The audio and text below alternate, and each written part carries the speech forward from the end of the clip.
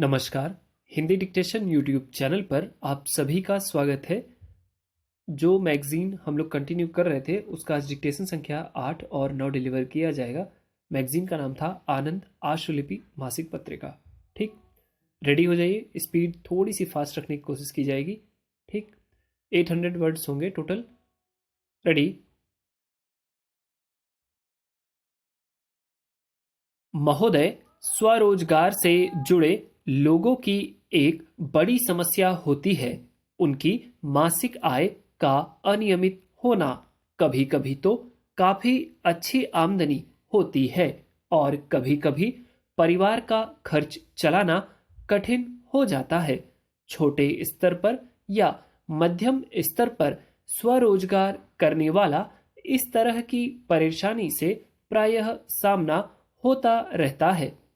उदाहरण के लिए शेयर बाजार से जुड़े लोगों की स्थिति पिछले 3 वर्षों से खराब चल रही है, जबकि इससे पूर्व शेयर दलालों, उप दलालों, मर्चेंट बैंकरों आदि को अच्छा काम मिल रहा था। इस तरह के रोजगार से जुड़े लोग हमेशा भविष्य का सही आकलन नहीं कर पाते हैं और इस कारण उनके लिए इस तरह की बचत योजनाओं में हिस्सा लेना कठिन हो जाता है, जिसमें प्रत्येक माह एक निश्चित राशि जमा करनी होती है।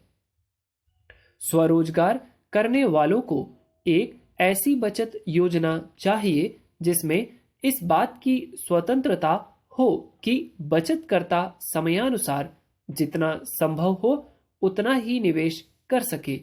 सार्वजनिक भविष्य निधि भारत सरकार के वित्त मंत्रालय के अधीन चलने वाले विभाग राष्ट्रीय बचत संगठन की ऐसी ही एक योजना है।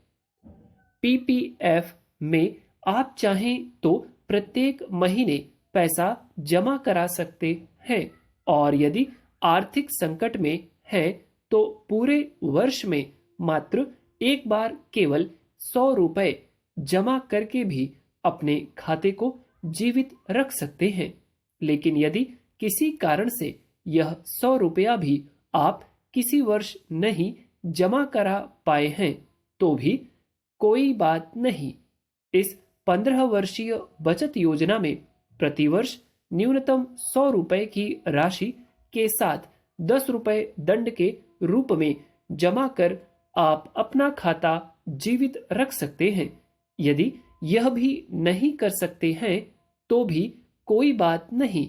आपने जितना रुपया अपने खाते में जमा किया है उस पर ब्याज जोड़कर जो राशि बनती है 15 वर्ष पूरा होने पर वह आपको मिल जाएगी।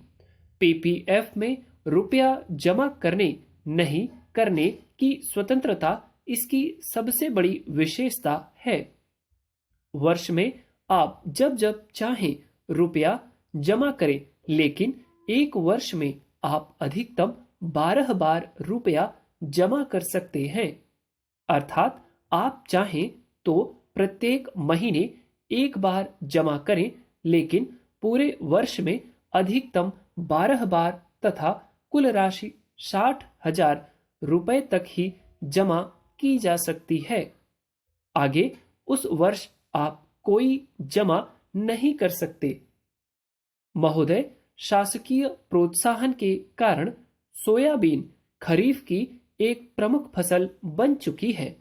पिछले 25 वर्षों में सोयाबीन कृषि के अंतर्गत इसका क्षेत्र विस्तार सन 1970-71 के 0.3 हेक्टेयर की तुलना में वर्ष 1995-96 में 48.50 लाख हेक्टेयर से बढ़ चुका है और सन 2000 तक इसका फैलाव 73 लाख हेक्टेयर तक करने के भरपूर शासकीय प्रयास हो रहे हैं। हमारे देश में कृषि भूमि का विस्तार तो हो नहीं सकता, ऐसे में परंपरागत रूप से उगाई जा रही फसलों का ही स्थान सोयाबीन ले रही है। ज्वार, मक्का जैसी फसलों के निरंतर घटते क्षेत्रफल के कारण सोयाबीन की खेती को अधिक बढ़ाने और लोकप्रिय करने और खाद्यान्न के रूप में गेहूं की निरंतर बढ़ती मांग के फलस्वरूप इसके बढ़ते भाव से वर्ष 1996-97 में देश की गरीब जनता त्राही त्राही कर चुकी है। भारत सरकार भी इस गंभीर स्थिति का आकलन कर 40 लाख टन गेहूं विदेशों से आयात करने को विवश हुई है। ऐसे में परिस्थितियों का मनमाना अंदाज लगाते हुए कृषि प्रणाली के बदलते स्वरूप को देश की आवश्यकताओं के अनुरूप सही दिशा में न देकर हमारे राजनेता और शीर्ष अधिकारी स्वर्ण मृग रूपी विदेशी मुद्रा के मोहजाल में फंसकर निर्यात प्रोत्साहन के लिए सोयाबीन उत्पादन को आवश्यकता से अधिक बढ़ावा दे रहे हैं। देश में सोयाबीन उत्पादन और क्षेत्र आच्छादन की दृष्टि से लगभग 70% योगदान मध्य प्रदेश का है। मालवा, मध्य भारत, महाकौशल से ज्वार, मक्का जैसी परंपरागत फसलें सिमट गई हैं और अब धान उत्पादन क्षेत्र छत्तीसगढ़ की बारी है, जहां प्रदेश शासन 1 लाख हेक्टेयर क्षेत्र में सोयाबीन के फैलाव की योजना बना रहा है। आदिवासी और ग्रामीण अंचलों में चाहे ग्रामीण जन और कृषि मजदूर भूख से तरसते, लेकिन प्रदेश के कृषि विभाग का एक सूत्रीय कार्यक्रम है।